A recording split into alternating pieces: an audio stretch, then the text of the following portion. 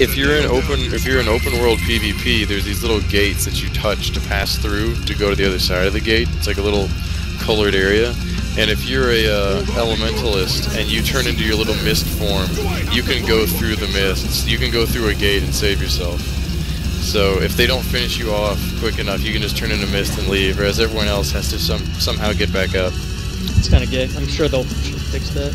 Yeah, I don't think they should be able to move through. You've seized the head. Yeah. The thief can stealth before you get to finish him, yeah. And that's kind of annoying. Same thing with the warrior. Though the thief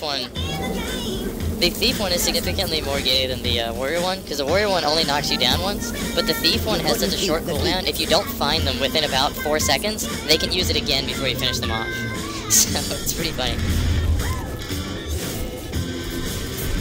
Yeah, I usually don't try and finish a warrior by myself unless I think he's bad, unless there's someone else already trying to finish him, because I assume that he's going to hit me or knock me over. Like Kyle always knocks me over because he's smart. You can't just kill him yourself. Yep.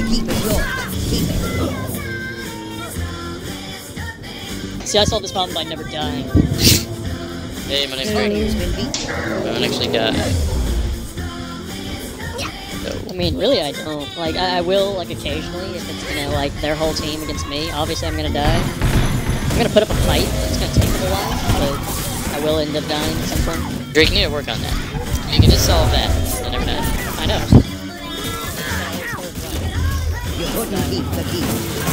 Yep. Maybe I should play Guardian, then we both know that, right?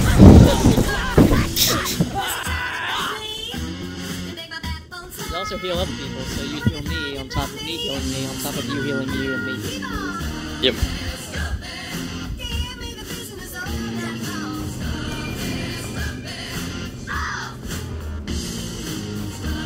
Yep. I don't really deal damage, though. That's the difference, I think, is the Necromancer is really tough, but he doesn't actually use that many healing skills on himself. He's mostly slowing you, and he has the extra HP bar. So he's actively trying to kill you, whereas the Guardian is more like actively trying to defend himself.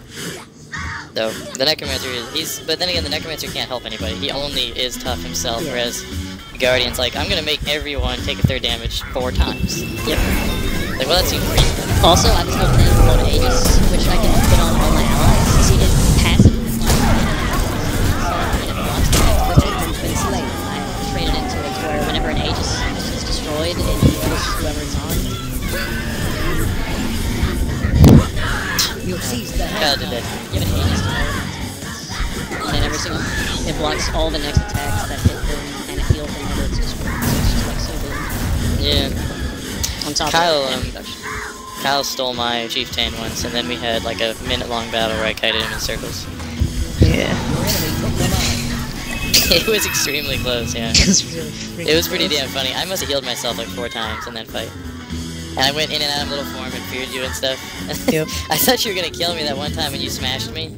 That was really close. I had less than 1,000 HP, and then I got around a corner and healed myself.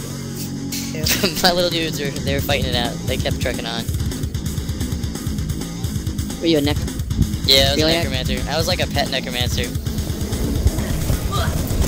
So are they gonna put into Guild Wars 2 what they did in Guild Wars 1 where you could be like a Ranger / Necromancer? I don't think so. I think it's pure classes this time. Because that makes it even more confusing what they did there. Yeah. That was interesting though. Though people tended towards certain archetypes. There were some that just didn't happen. Apparently there was like Touch Ranger. That was something that happened a lot. Where you were like a Necromancer and a Ranger and you just like poke people. Huh. It does sound pretty good. There's some things that were pretty uncommon, at least I think they were. Like Necromancer Warrior was weird. People didn't do that very often. But you could do like Warrior Monk. And that was really good for PvE, but not really for PvP because you were really tough.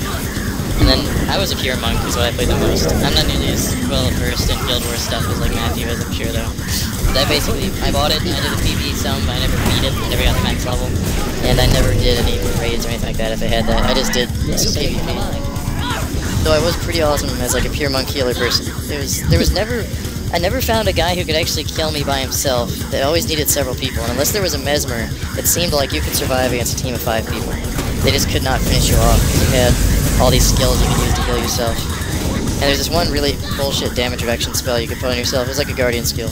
It was like all the Guardian skills, actually. The keep is yours. Keep it. The chieftain has returned. I'm definitely gonna use this pistol for a while. I might decide against it later on for the engineer, because the shield ability on the engineer is actually really badass. So you have one ability called Magnetic Field, where you it takes about it gives you about 4 seconds. You put a shield on yourself that reflects projectile attacks like arrows and physical things like that back at enemies if they shoot you, and then you can activate it to do a knockback that blasts people away from you in a radius. And then there's my favorite one is Static Shield. You do the same thing basically. You like hunker down and your shield gets all fancy, and if somebody attacks you, then they get stunned for 3 seconds when you're doing that. And if they don't attack you, you can throw the shield like Captain America style, and it dazes people when it hits them, coming and going. So, it's pretty awesome. It doesn't help you do any damage, but